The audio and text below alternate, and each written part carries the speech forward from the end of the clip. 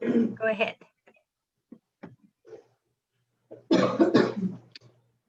She's in Montreal though. Yeah, so Elizabeth and I are in Montreal. So it's just 1 o'clock in the afternoon for us here. I know it's a bit earlier for you guys who are out on the West Coast. If anyone, we want to be interactive today if we can. So if you want to either unmute yourself and let us, know what you have questions about, or if you have things that you want to ask, or just to let us know where you're coming from, or what you're interested in seeing. We'd love to know. So yeah, you feel free to use the chat or just jump in and we'll do our best to answer your questions. Yeah, are we ready to get started, Elizabeth? Yeah, I think so. So we're Sweet Paprika. I'm Debbie, and Elizabeth is my co-owner, business partner. And we are in Montreal in Quebec. And before we begin, we just wanted to acknowledge that we're joining you today from unceded Indigenous territories. So Tiohtià:ke, or Montreal as it's known in French and English, is historically known to be a gathering place for many Native peoples, First Nations, but it's the traditional territory of the Kanien'kehá:ka people. And if anyone wants to make a similar land acknowledgement, either in the chat or to jump in, let us know where you're coming from. We'd love to hear about it. And Elizabeth has a resource that she's going to just put in the chat if anyone doesn't know what the Indigenous history of the area they're joining is. You can, there's a really great website that you can find that information out. So yeah, I just popped that in. It's nativeland.ca, and it's a great resource. And anything else we need to get out of the way before we get started, Elizabeth? Just for everyone, you can see that this is being recorded, so feel free to hop in or not. If you prefer to keep your video off and your mic's muted, that's fine. I am monitoring the chat though, so please do feel free to use that at any time. I'll be there ready to answer any questions that you might have. And then anything else? Oh, so just as a general overview of what we do, for those of you who haven't met us before, don't know about our product. So we are mainly hand dyers and pattern designers. Those are the two biggest aspects of our business. So we have a dye studio here in Montreal where I take undyed yarn and get it nice and colorful. And then we also sell pattern PDFs, so for knitting and crochet patterns. And we're going to talk today. First, I'm going to start by talking a little bit about our yarns, what types of yarns we offer and the bases, and we'll show some slideshows that will give you a better representation of the color. I'm going to show you in the camera a few things, but it's not always easy on a webcam to give a good color representation. So Elizabeth's going to show some slides with color cards as well. Anything, and then Elizabeth's going to take some time to talk about our design process a little bit. So if you have questions about that, she's going to show some examples of what she's been working on. And then we'll have time for questions and answers. And if you won't have anything in particular you want to look at, we'll have time for that too. Great. And I'll just put in case you like to look at our website as we're going, I'll put that link in the chat as well. And you can always ask for more information about something that you see there. Yeah. One other thing to mention that if you want, we'll get to a lot of these other things later, but we are on Facebook and Instagram, and we're running a giveaway on Instagram today. Well, this weekend. So it's a giveaway for free pattern PDFs. So if you go to our Instagram account, it's just the most recent post. You can find that and enter to win. So to start with, I'm going to just talk about our yarns in general and give you an overview of our bases. So we like to dye yarns that are, in general, they tend to be semi-solid or tonal rather than very variegated or kind of other techniques that have a lot of different colors in the same skein. So depending on the yarn base, there will be more or less variation, but I'll show you here. Maybe this is one that I can show you well in the camera. So this is our fingering weight superwash merino. So it's overall pink color with some kind of purple streaks in it. And another one that we have here is like, this is a gray, so it's just got lots of different tones of gray in it.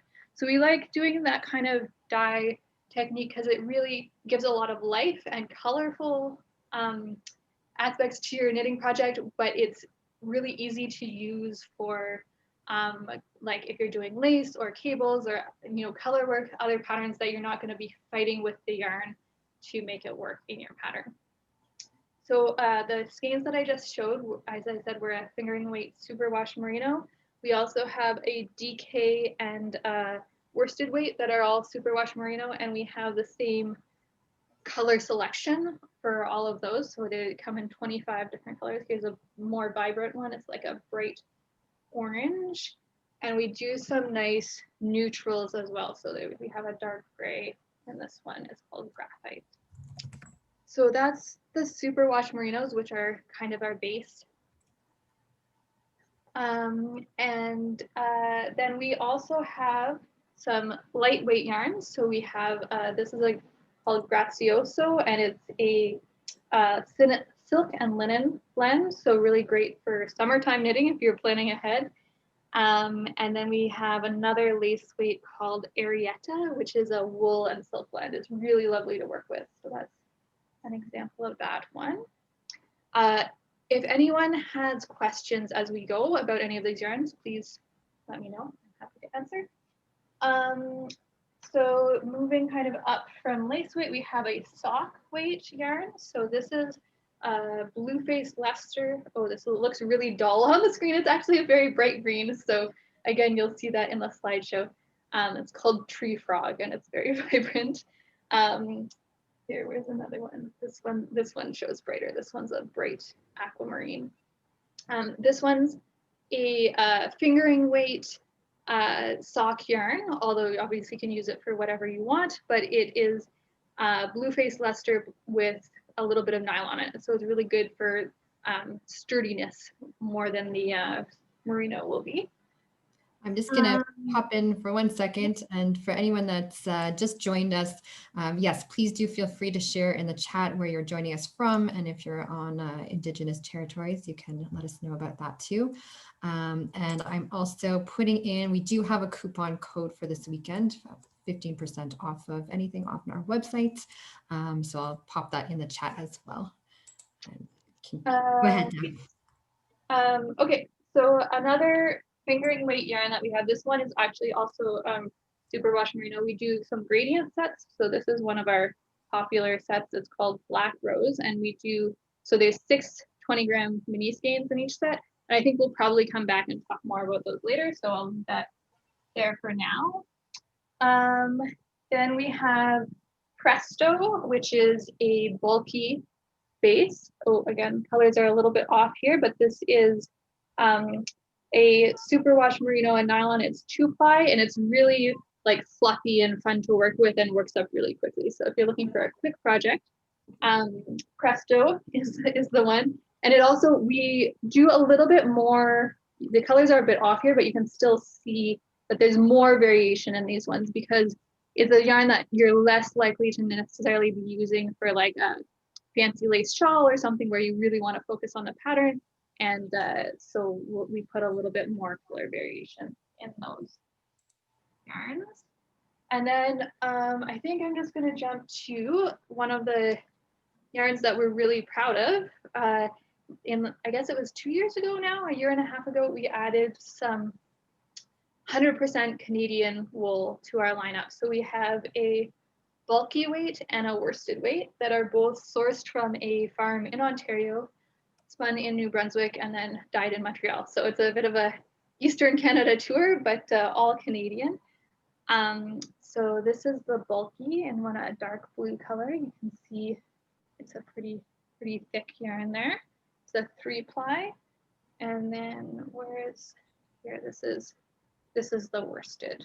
So it's a little bit thinner and it's the 2-ply. And these ones are definitely a different type of yarn than a merino. So if you're expecting superwash merino, this is not what that is. It has a really different feel to it. The sheep are a Dorset type breed. And this way it's spun as well makes it very lofty. You get a lot of yardage per skein. And it's definitely sturdier and better for like mittens would be great in this, slippers. We'll show you some pattern ideas later, but yeah. I know some people are totally fine wearing this next to the skin. Depending on how sensitive you are, you might find it a little bit less, it's less soft. The micron count is higher than for merino. But yeah, it really depends on personal skin sensitivity. Did I miss anything, Elizabeth?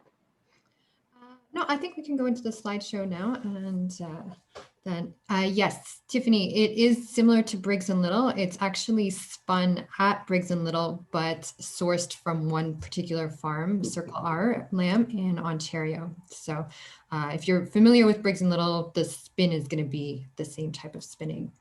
Yeah, the fleece itself is because Briggs & Little amalgamates a lot of different types of breeds depending on where they're sourcing their wool from. So it's like the spin and the weight of the wool is definitely really similar.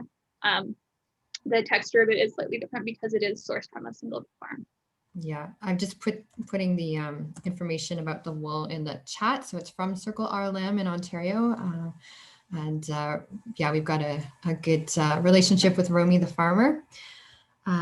Donna, yes, good. I'm glad you're enjoying the Sutton for your cushion. That's a great use for it. I've knit mittens, hats. I'm going to show you a sweater in a bit, slippers. So yeah, nice to work with. I've been having a lot of fun with that. Something, I'm just going to interrupt us here before we go into the slideshow. I meant to ask you, Rico, do you want us to wrap up at like 5 minutes too, or do we have the full hour to go with our presentation, just to make sure that we're not too rushed at the end? And if you could maybe start taking questions 5 minutes earlier, that would be great. Okay. Yeah. Thank you. You're welcome. Yeah, so Elizabeth, do you want to start with the slideshow and show some of our beautiful, vibrant colors a little bit more clearly than... Yes, it's definitely easier to see here. So this is the Arietta, the lace weight. I know probably people are tending to knit with a bulkier yarn at this time of year, but if you like lace, this is a great one. And we have 12 colors. Grazioso is the silk and linen blend. Again, a really nice summery one. I'm just going to go through. If there's anything you want to see more of or for longer or anything, just let me know. This is the Pizzicato. Yes, sorry, go ahead, Deb. Just to mention that we are out of stock of some colors on our website, and I don't have everything in stock in every color right now. For most of our yarns, there is an option to do a dyed to order purchase. So if you don't see the yarn that you want in stock in the color that you want, or if there's, if we only have 2 skeins and you need 4 for your project, you can choose the dyed to order option. Just put the number of skeins that you need in your cart and then put a note at checkout of what color you want them dyed for you. And it usually takes about 2 weeks for me to get through that and get it shipped out for you. Yeah. So this is the Presto, the bulky weight, which has been really popular the last couple of months. It's a very quick, instant gratification kind of yarn. And the crescendo that Debbie was showing. So you can see here we have some sets that go from dark to light in the same color, and then some that change color, like the Gaia, the blue to brown is my favorite. It's just an interesting combination of colors. And along with the mini skeins, we have some selection of full skeins that Debbie's dyed really carefully to go super well with the mini skein sets. So again, here's just a few of them. There's many more sets that you can put together. And just to jump in on that, so some of them, like you can see at the top there in the slideshow, the full skein extends the gradient. So if you wanted to do like a yoke sweater where you had the yoke in the gradient and then you had the body in the solid color or the semi-solid color that extends it, that works really well. And then some of the sets that we put together are more like the one you see in the middle at the bottom where it's a contrast color. So this works. I've seen some really great shawls where you stagger the gradient with a contrast color in between, and it can look really, really beautiful. So there's lots of different ways to use the contrast with the gradient. And then these are representative of our superwash line. So we have the fingering, the DK, and the worsted weight all come in these same 25 colors. So the Minuet was one of our very, very first base yarns that we started with back in 2007. And we kept it around. It's one of our favorites. Stood the test of time. I think the sweater you're wearing actually, isn't it? Yeah, it is. In the cardamom color. Yeah.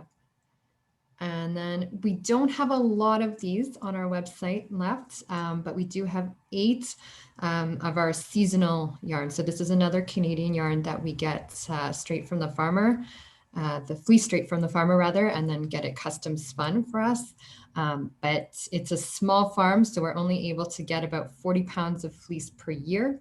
And then once it's gone until the next year. So we have a few sets left of the Allura. And we'll probably have more in stock in September or October of next year. So it's a bit of a kind of, we compare it to like eating food in season, right? Like we eat strawberries in June and we get the Allura in September. Exactly. And then last but not least is the Winfield and Sutton. Again, it's the same colors on the 2 bases. I'm just going to answer, somebody asked in the chat what the Norbolet is, or Norboyer, depending on how you pronounce it. So the farmer that we work with has her flock of sheep is based on a Rambouillet, the breed that she started with, but she has crossbred to be really specific to do well in her area and to get the fleece characteristics that she's looking for. So she is not a purebred Rambouillet anymore, and she lives near Norwood, Ontario. So she combined Norwood and Rambouillet and calls the fleece Norbouillet. So it is something that is, there are other people using her fleece. I think the Upper Canada Weaving, is that one of the ones that works with her, and she make really, really beautiful fabrics and suitings and kind of wool creations through weaving. So you will, if you look for it, you will find it other places, and it's similar in terms of micron count to a merino. It's much softer than the some of the coarser sheep breeds that you get in Canada. So she has really focused on that characteristic for her breeding program. If there's any other questions, let me know. Hopefully that answered that. Yeah, and just to finish the slideshow for the moment, we do offer sweater quantity discounts. If you're working on a larger project, you can for sure get a discount on most of our yarns. It's not available for absolutely everything, but the Winfield and the Sutton and the Superwash lines, it's available for. Yeah, if you're buying this weekend, you can use the code that Elizabeth already gave you for 15% off, no matter how much you're purchasing. But if you're doing a larger quantity and you want the 20% off from the sweater quantity, or if you're waiting and making a decision and buying later and you're getting a larger quantity, then those are great options. I think we are at a point that we did want to leave open for questions about dyeing. If you have any. Oh, somebody's asking for the code again in the chat, Elizabeth. So if anyone has any questions specifically about dyeing, about the yarns that we use, about our color names, anything like that, feel free to ask now.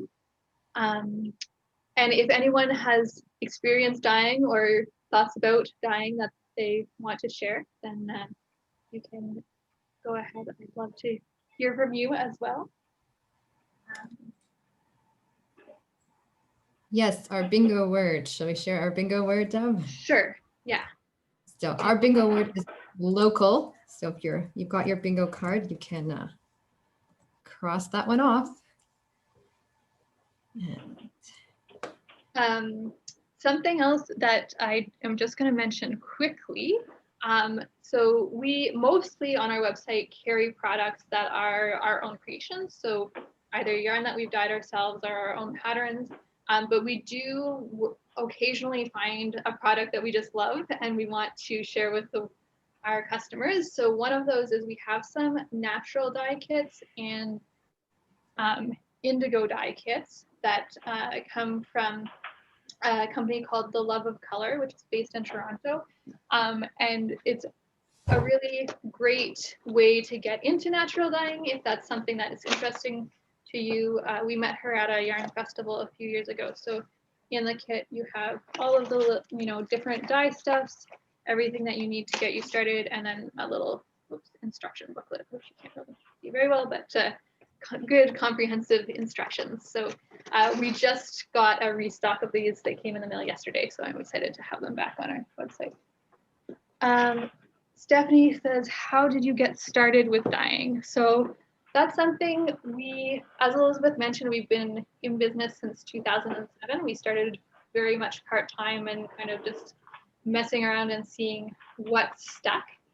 And we started just experimenting with dyeing for ourselves. I think we bought from Knit Picks like a starter pack of dye and bare yarn, and it quickly became obvious that we could dye much faster than we could use what we were dyeing. Like, it's very easy once you get started to accumulate more than you can actually knit with, because you want to try all the different colors and you want to try all the different combinations. And then so we were doing that and started having friends ask if they could buy our yarn off of us, and we were already starting the Sweet Paprika business to sell our designs, so we kind of made it all work together. I still remember that very first dye pot that I did. It was so magical, just watching the white yarn turn blue as I was dyeing, and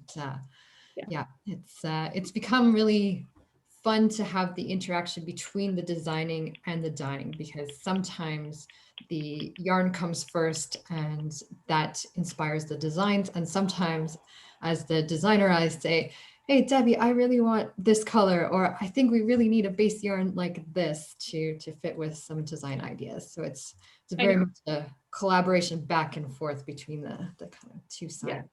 Elizabeth's been bugging me for a sport weight yarn for a while, so we need to work on that. We don't have one in our lineup right now. Something else just to mention that we do use mostly acid dyes for our yarn, so it's a synthetic dye, and then some reactive dyes we'll use on the silk and linen blend.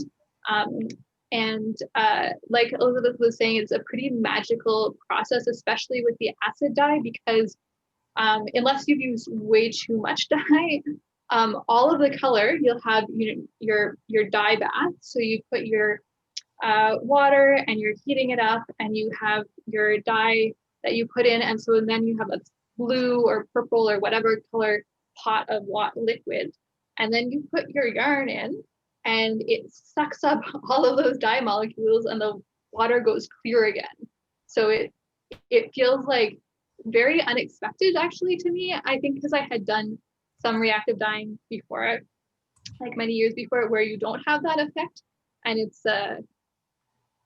very it feels that contributes to the feeling of it being a magical process, that suddenly where the color was all dispersed in the liquid, it becomes attached to the fiber. And we have some more votes for sport weight. Okay, so I have support. It's on our list for this year. We'll see if we can make that our happen. 2021 goal is to add a sport weight. So that should be happening at some point.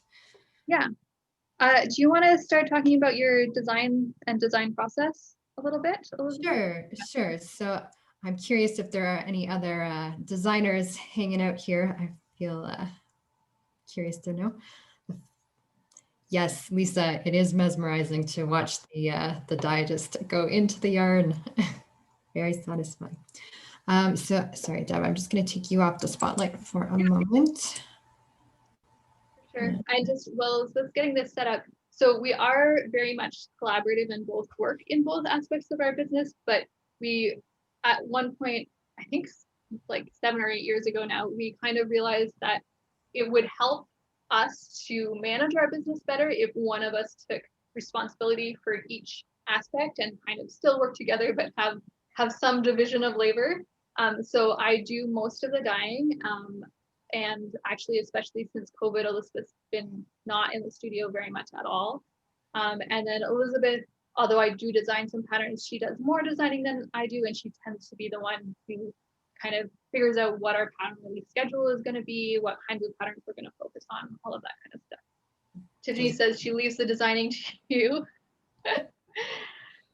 Well, maybe you'll be inspired to try it yourself after you see what Elizabeth's been working on, or maybe you'll be hoping to leave it to you.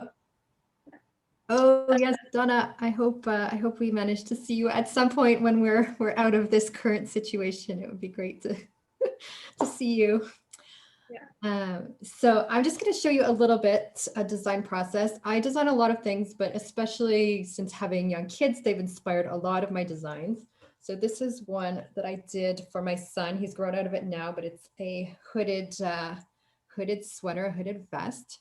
And this one I actually did as a submission for somebody else.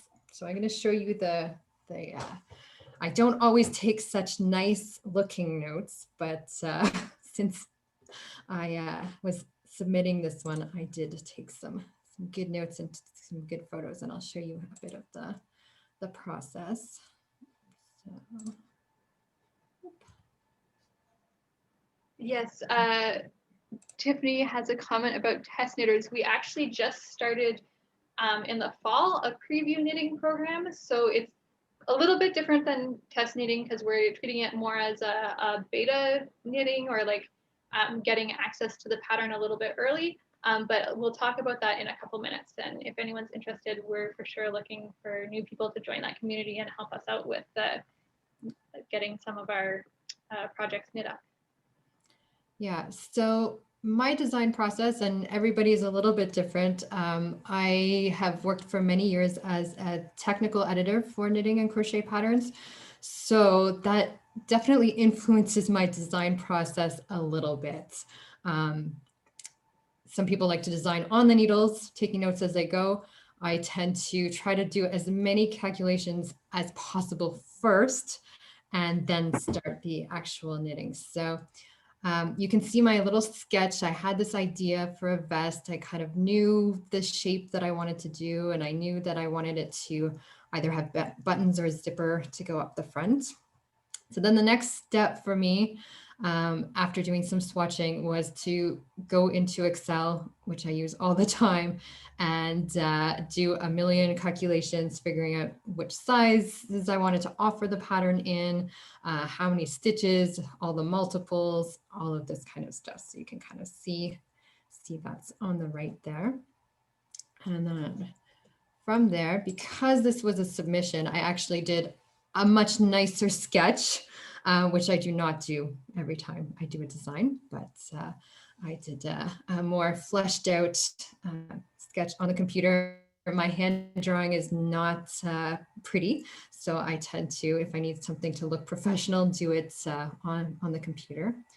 And then I did a swatch. I have it here, but you can see it, a picture on the screen. So this was not my first swatch. I did many swatches before then. This was my submission swatch, where I showed all of the details that I was trying to convey in this design. So, you know, I chose the cable stitch that I wanted to use. I knew that I wanted it to have some stretch to it so it could grow a little bit. So I added the ribbing panels under the arms. And I knew that I wanted the ribbing to flow from the underarm around the armhole shaping to make it look quite organic. And then once that was accepted and the color was chosen. I think this color was actually not chosen by me, but whoops, sorry, I missed I missed the slide. the step, but you missed a slide, yeah. But anyway, you can see the finished product. I'll stop the screen from here.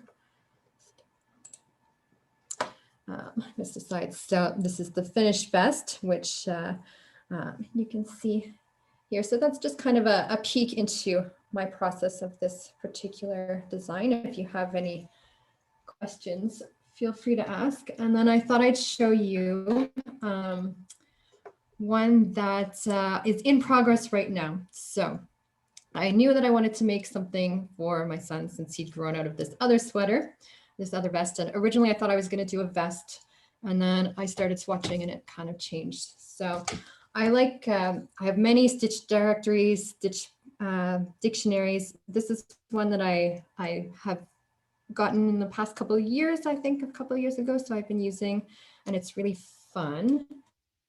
And yes, Stephanie, I'll come back to your question in a second. So I started playing around. I liked this, this heart pattern here.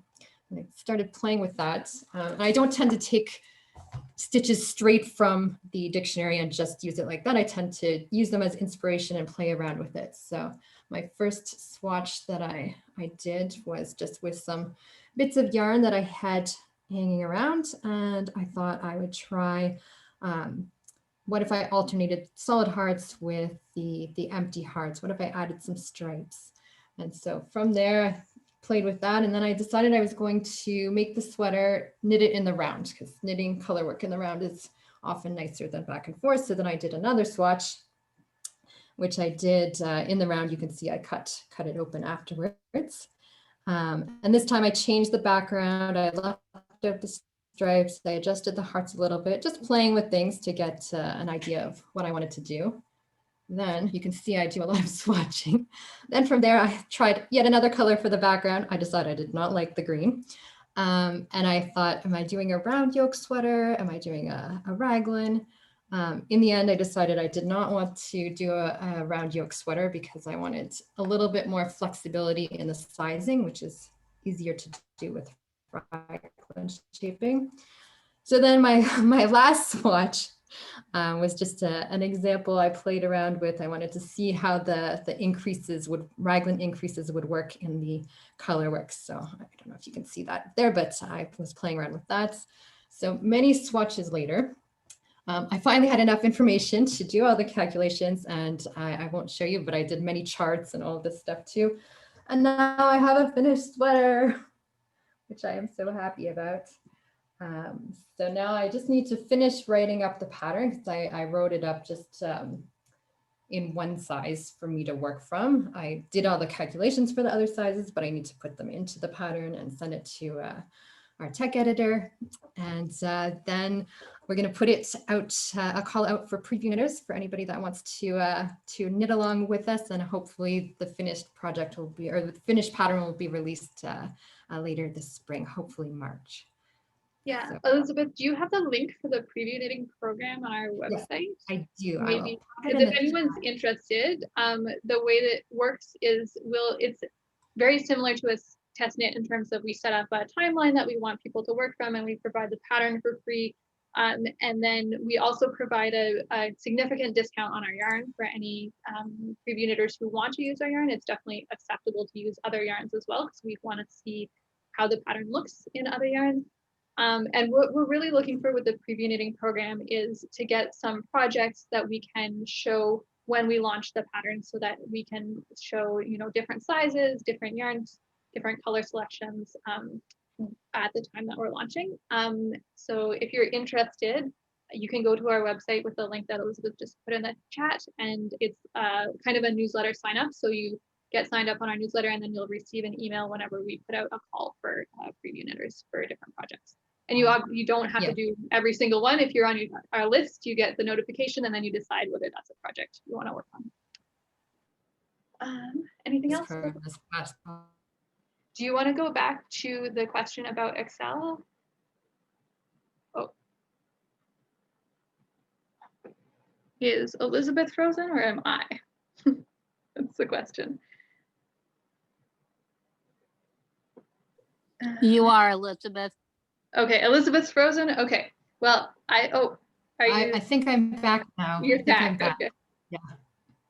Yeah. So do you want to talk about swatches since we've just shown all of your beautiful swatches? I will. I'm just going to go back to one question from Stephanie, who asked if I used any knitting specific software or just Excel. So I use Excel for all of those spreadsheets and calculations. And then because I've worked as a tech editor for so long, I use Adobe Illustrator to do all of the charts and schematics and everything. It's kind of industry standards for a lot of publications. So when I started out as a tech editor, I did buy the programs. They are a little pricey, so maybe not something you want to invest in just to mess around with, but there are similar programs, vector programs. I think Inkscape is one, and there's some other ones out there if you want to mess around with them.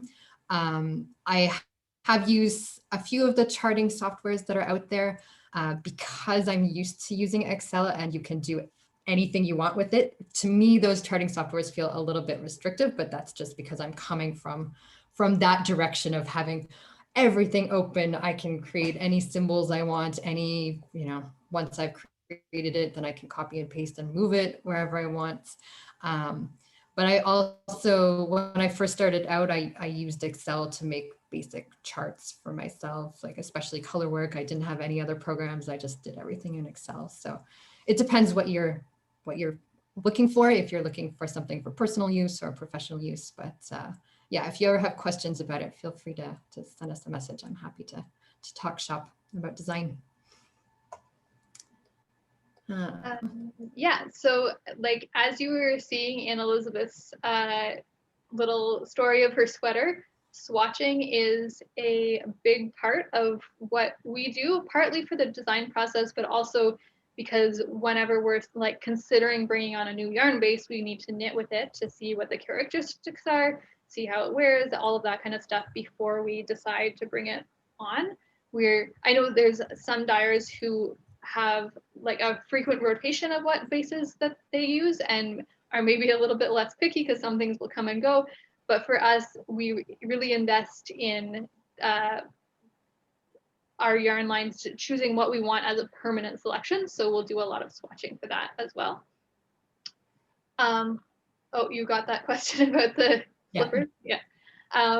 So one thing that we have done in the past is for our mailing list, we decided to share some of our swatches. So we started a few years ago when we were working on a swatch doing just like a simple 6-inch square, as well as, you saw Elizabeth's big messy ones where she was choosing shaping and stuff like that. But we said, okay, we're going to do little 6-inch squares and we're going to share the swatch directions with our newsletter as a little perk for our newsletter subscribers. So I'm going to show a couple of those. Maybe Elizabeth, do you want to, unless you have one there, you want to show first before you switch the spotlight? Sorry, I did switch you. Sorry, I took the spotlight off of me. I'm not sure where you are. Okay. I'm still seeing you big, but I don't know what everybody else is seeing. Anyway, so this sweater that I'm wearing now is one of my designs, and this I'll show is a swatch that, I don't know, Elizabeth, but this is a swatch that I did to just try out some color work. I was interested in this motif, and then you can see in the sweater, oh, there we go, I'm again, that I took the same kind of like almost upside down heart that comes in here with this little kind of, I feel like it's almost a little blossom at the end, and I turned it into this yoke motif for the sweater. So somebody's asking about buying a book of the swatches. You don't need to buy it because you can get it for free, because we actually just we decided we're gonna take a break from doing more of the monthly swatches because it does take a lot of time to put them together.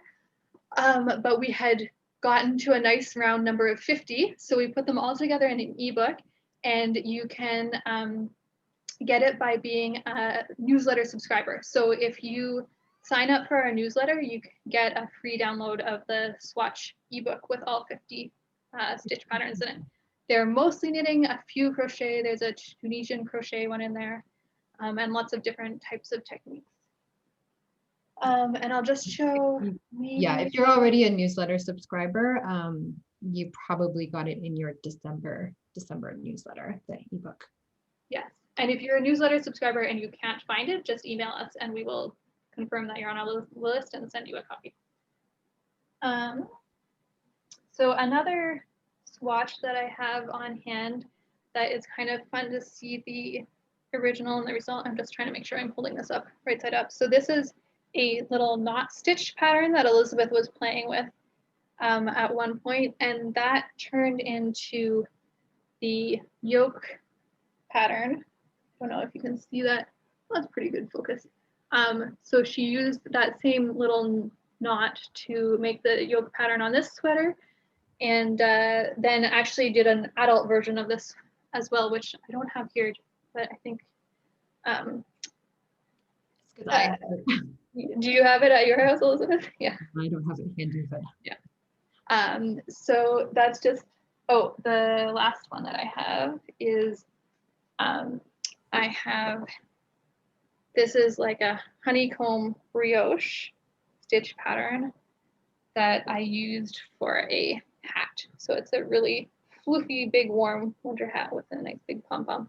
And this is knit with our satin bulky weight yarn we were talking about earlier. Not all of the 50 swatches have ended up as designs. Sometimes we just swatch for the fun of it, but some of them have definitely turned into designs afterwards. So yeah, if you go to the link that Elizabeth put in the chat for the newsletter and subscribe there, you will get your copy of the 50 swatches. Do you want to talk about kits, Elizabeth? Sure. So we have yarn, we have patterns, and sometimes we like to put them together into kits, especially if there is a pattern that includes some little extras that you might need, or if you need just small amounts of one yarn, so you don't necessarily have to buy full skeins of everything to make the patterns. So we've put together a selection of kits for some of our patterns. Debbie was showing the little knots. Yeah, so this we have available as the kit that comes with all of the cute little colorful buttons. And another kit that we do is Elizabeth has a tea cozy pattern that uses a brioche stitch for a reversible tea cozy. And this one, because it's a small project and you only need a little bit of each color, we have a few different color combinations available that just uses the it just includes the yarn that you'll need. And then somebody was talking about their Capelia slippers earlier. So that was the first pattern that we ran through the preview knitting program. And I don't have the slippers here to show. I think Elizabeth will put up a slide in a minute, but we have them here. Oh, you have the slippers here. So we have a kit that comes with main color yarn, contrast color, buttons, and the pattern booklet, all in a nice little box. So maybe Elizabeth, if you want to show the picture of the slippers on a foot, will be a little bit more clear. Yeah, sure. Look like. Yeah. Give me one moment here.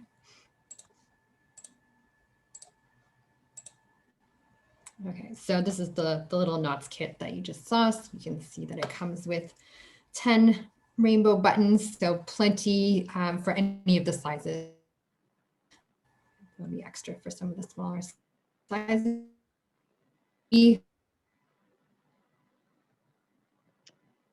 Oh, I think Elizabeth is frozen again.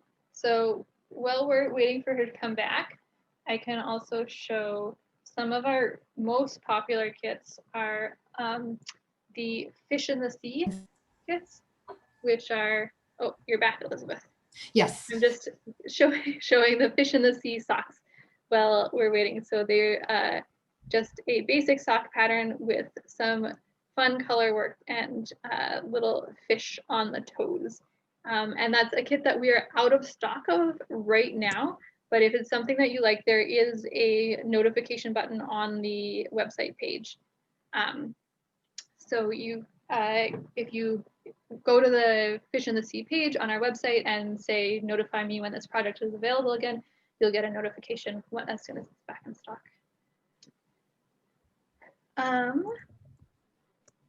We're getting to the, I guess we have about 15 minutes left.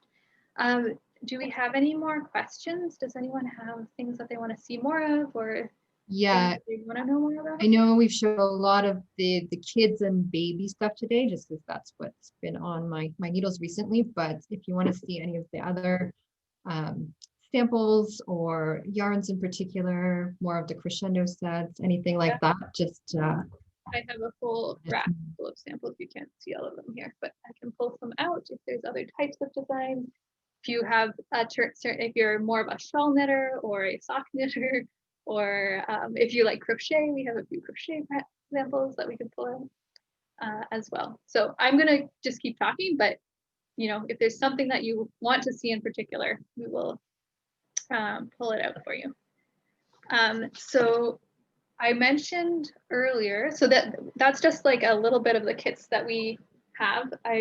The Fish in the Sea, we actually have a cowl kit and a mitten kit, as well as the socks. So those are all pretty cute. But we were talking earlier about every once in a while, a product comes up that is not our own creation, but we love enough that we say, yes, we want to carry this on our website. And one of those that's we've found in the last, I guess, year and a half is the saltwater knitting books. So this is, it's a bit of a glare here, but I'll show you. So this is a book published by a small press in Newfoundland, and it's all traditional mitten patterns from Newfoundland, and they're known as trigger mitts. I'll see if I can find a good photo that shows. Has here. anybody knit trigger mitts before? Yeah, so these are mitts that separate the index finger as well as the thumb, so that you have more dexterity while you're wearing your mittens, but it still keeps those other three fingers together for warmth. Yeah, Carolyn says she loves the book. I actually I had a pair of mittens, and I think I've lost them this week. I was going to show them off to you, and I can't find them. I think I dropped them while I was walking the dog, and I'm very sad. Yeah, so there's three. They started with the saltwater mittens, which is all just mitten patterns, and then we have saltwater classics, which has also some hats, some slippers, other ideas for projects. And then the latest one is saltwater gifts, which has more like other accessories and home decor kind of things, but a lot of them still are colorwork patterns and using the same kind of traditional motifs. And these ones we actually have paired with some of our yarns to make, so it's not a kit per se that it comes packaged, in a box like the Capellia ones, but you can get a discount for buying the yarn and the books together on our website. So with our Andante, if you are looking for a superwash option, or our Winfield, if you're looking for more of the Canadian rustic wool option. And yeah, Tiffany knit a dozen last year. That's amazing. That's impressive. Yes, I need to knit. I'm like very sad about losing my pair, but I'm also kind of not sad about having an excuse to knit another pair. So it'll work out. So far, I've knit several things, but I've given them all away. So I need to knit a pair for myself to keep. Yeah, they make really good gifts, those mittens. It's fairly easy to get the correct size, and they're pretty spectacular, some of the patterns. Nice, Tiffany. So we had a question about sweaters and the tonal yarns. So yes, for sure. The one that I'm wearing, this is our, the Norwood yarn, which similarly to the Allura that we talked about earlier is only available once a year, so we don't actually have it on the line right now. We'll have it back in the fall, or we might do pre-orders in the spring for this one. But it is typical of our yarns in terms of how much variation you can see. And then what's another one that I can hold up? Oh, this is a good, so this is the Andante worsted weight, and I'm not sure how much you can see, but there's definitely, so it's a pale purple with some like pinkier bits, some lighter bits. So, you know, very much just a slight variation in these, but it definitely gives more life and vibrancy to the sweater. Oh, this one is knit in the satin, the bulky, and it's this is the Ursa sweater, which is not one of our designs. It's by Jacqueline Cieslak, I think. And yeah, this is a larger size, and one of the reasons we knit this sample in the large size was to show that you don't need tons of yarn necessarily to knit a larger sweater. So this is just 5 skeins of the satin bulky, and I think it's the 48-inch bust. I'm not sure. I'd have to double check, but something like that. And we have, this is, oops, losing thing. Oh, Tiffany, yes, if you have a trigger mitt on hand that you want to share, please. Oh, yes, we'd love it. So this is just a little shrug, and this is knit in our minuet. So it's actually, yeah, you can see better in this, the light here, this one, how much variation you'll see. So definitely some lights and darks and kind of tonal quality without being super kind of obvious or hard to work with. Okay, I'm just gonna spotlight you for a second, Tiffany, so that we can all see. Oh, yay! Amazing. Very nice. Yeah. A nice cuff on that one too. Yes, they were for my daughter, so I made an extra long cuff. And unfortunately, the one that I made using your yarn went off to be given as a donation for a draw. That's not a bad thing at all. That's great. No. Yeah. Oh, very nice. Very Thank nice. you. You've been busy. This was last year's stuff. Carolyn also says she has something to share. Oh, wonderful. Carolyn? I will find you here. Oh, okay. Carolyn, when you're ready, if you want to turn on your video, I'll spotlight you for a second. And in the meantime, I'll go back to Debbie. If I can find you here, Deb. There you are. Yeah. So while we're waiting, I just have a few extra things I wanted to show. So this is just an example of how the gradient sets knit up. So this is one of our patterns that uses, it's just one of the 6 skein gradient sets. And it's a pattern that really plays with positioning the different colors as you move through them to give fun effect there. So that's the black rose one colorway, and then I'll show another couple if we have time. This is one that uses again just one set of 6, but it takes the darkest color and interweaves it between the other colors to make different kind of effect there. So you still see the gradient really clearly, but it's broken up by the darker color.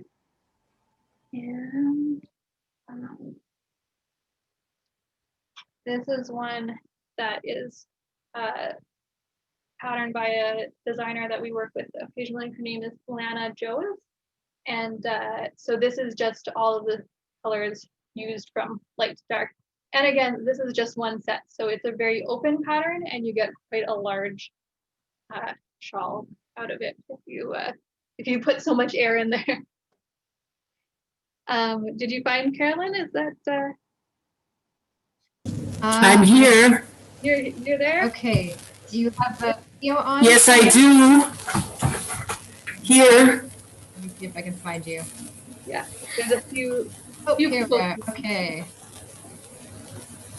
So this is a scarf. Maybe Debbie or Elizabeth can say which pattern it is.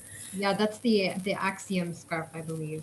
Yeah, so I made this in the color of the pattern, and this made me fall in love with knitting again, because I used to knit when I was about 20. And I met Debbie and Elizabeth at the Twist Festival in Saint-André-Avelin. So I went through all the stations, and I came back and I bought the wool for this, and I made it again. These are my two favorite colors, so this is in purple. And I made it at least 5 times, I think, for other people, and my husband has one in the gray.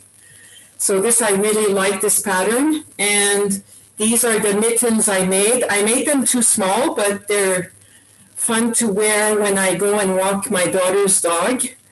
And I've made them several times and for friends, and they really like them. So this is one of your patterns too that you have on your website. Yeah, that's the Frost and Twilight mitts. So I can put that in the chat too. So as you notice, people, I'm a big fan of Sweet Paprika, and I really miss you girls.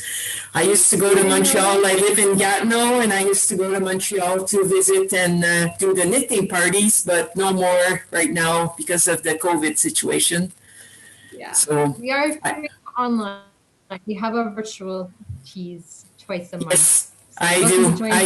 I should. Yes, I should. Someday, so someday you'll be able to come back. Yeah, yes. We'll need to wrap up. I just saw the time. We're at 5 minutes too. So if anyone has other questions or comments, in the meantime, just a reminder to go to Instagram. We're just at Sweet Paprika Designs on Instagram to enter our giveaway there. As Elizabeth just mentioned, we do online knitting teas, which is, one of the silver linings of COVID is that we can now connect with knitters anywhere in the world as long as you're awake at the right time of day to come to our knitting teas. There's more information about that on our website or in our Ravelry group. And the bingo is local for anyone who didn't get it the first time. You need a bingo word. Oh, thank you, Karen. That's great to hear. You've been knitting with the Andante. Yeah. Oh, and don't forget the discount. So it's just Fibre Love is the coupon code, and it's 15% off, good until the end of the day tomorrow. I think you set it to midnight Pacific time. So any late night purchasers are still be counted. Anything else that I'm forgetting here? We need to mention, let me check. I think got... that's it. Oh, we do, for all of you who are knitting with our patterns and everything, we do a monthly giveaway on Ravelry. If you post a picture, we do a once a month coupon on Ravelry. So I'm sure some of you are already on there. We have our own group on Ravelry, so if you just search Sweet Paprika in the groups, you can find us there, and there's a specific thread for you to share your projects, and we'll choose one every month to give a prize. It's nice seeing you too, Tiffany. Yeah, thanks everybody for joining us today. It's been nice to connect with you.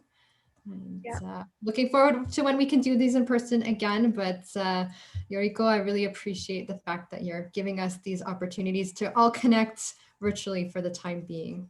Yes, thank you very much to Yoriko and the rest of the Fibre Love of Care team for all of the work that you're putting in to make this happen. Thank you so much.